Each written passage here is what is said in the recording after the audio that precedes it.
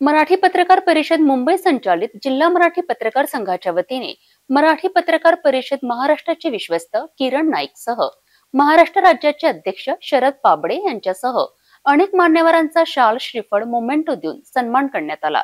या सत्कार मूर्ती कार्यक्रमाला अनेक वरिष्ठ पत्रकारांनी आपली भूमिका स्पष्ट केली। मराठी पत्रकार परिषद मुंबई संचालित अमरावती जिल्हा मराठी पत्रकार संघाच्या वतीने शनिवार 27 जुलै रोजी सन्मान सोहळ्याचे आयोजन करण्यात आले।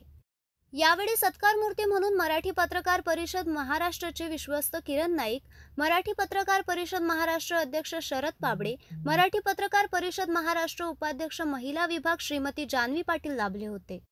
यावेळी मान्यवरांच्या हस्ते बाळशास्त्री जांभेकर यांच्या फोटोला हार अर्पण करून कार्यक्रमाची सुरुवात करण्यात आली। उपस्थित पत्रकारांच्या हस्ते सत्कार मूर्तीचा शाल श्रीफळ व मोमेंटो देऊन सन्मान करण्यात आला।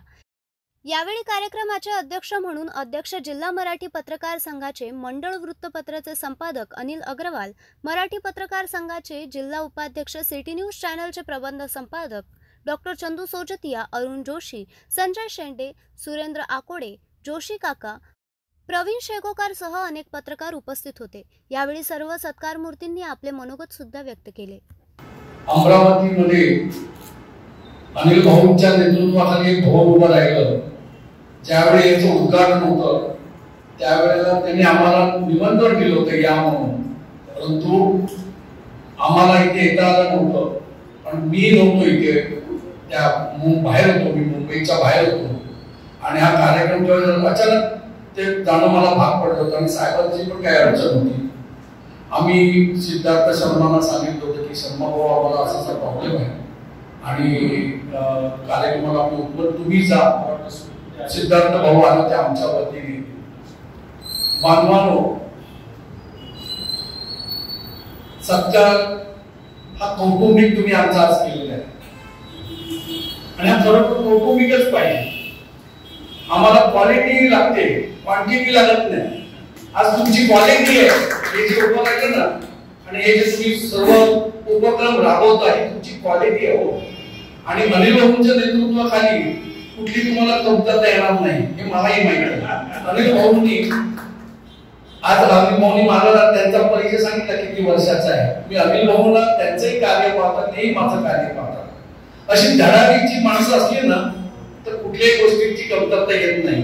आज एस.एम. देशमुख, किरण नाईक हे महाराष्ट्रामध्ये ओळख कशी झाली तर मराठी पत्रकार परिषदेमुळे झाली। मराठी पत्रकार परिषदे मला जेव्हा आणलं 2000 साली, 2002 साली मी कार्यकर्ता म्हणून लागलो आणि 2006 पर्यंत मी कार्यकर्ता होतो। मी कुठलेही पद मागितलं नाही, पण मी जेव्हा परिषदेचा मी जुना आहे, 75-76 सालापासून मी अधिवेशन पाहतोय मराठी पत्रकार परिषदेची, पण कधी मी मराठी पत्रकार परिषदेशी संबंधित नव्हतो। कारण त्यावेळेला आमचे कुमार कदम नावाचे आमचे ज्येष्ठ पत्रकार त्यांच्या वतीने मी अधिवेशनाला जायचो। पण त्यावेळेपासून म्हणून यायचं अरे एवढी मोठी संघटना आहे, आपण ही चळवळ आहे, म्हणजे बिहारच्या वेळेला किती जण तुरुंगात गेले त्यावेळेला त्या विरोधामध्ये। हा सगळा इतिहास पाहिल्यानंतर मलाही जेव्हा कळलं, कारण मी मंत्रालय विधिमंडळ वार्ता संघाचा एक पदाधिकारी पण होतो आणि मी त्यांच्याशी काम पण करत होतो, पण मला मराठी पत्रकार परिषदेकडे येण्यासाठी एक घटना घडली आणि ती घटनेमध्ये मी त्यांना मदत केली। तर ते म्हणाले नाही तुमच्यासारखा आम्हाला माणूस पाहिजे आणि तरी तुम्ही या। बांधवांनो, तुम्हाला खरं सांगतो, त्या प्रसंगातून आम्ही बाहेर आल्यानंतर माझी जेव्हा निवड झाली ना, मी त्या दिवसापासून ते आज मितीपर्यंत मला अनेक लोकांकडून आल्या, अनेक संघटनांकडून तुम्ही इकडे या, तुम्हाला मी एवढे पैसे देतो, तुम्हाला एवढं मानधन देतो, तुम्हाला गाडी देतो। अजिबात मी गेलो नाही। ज्या परिषदेने मला मोठं केलं, महाराष्ट्रामध्ये ओळख झाली माझी, त्या परिषदेशी कधीही परारणा करायची नाही हे मी माझ्या मनाशी ठरवलं। आणि शेवटी कार्यकर्ता घडला पाहिजे, कार्यकर्ता घडवला पाहिजे आणि कार्यकर्त्याला घडविताना त्याच्या कार्याची दखल संघटनेने घेतली पाहिजे। या मताचे आम्ही आहोत। मी असे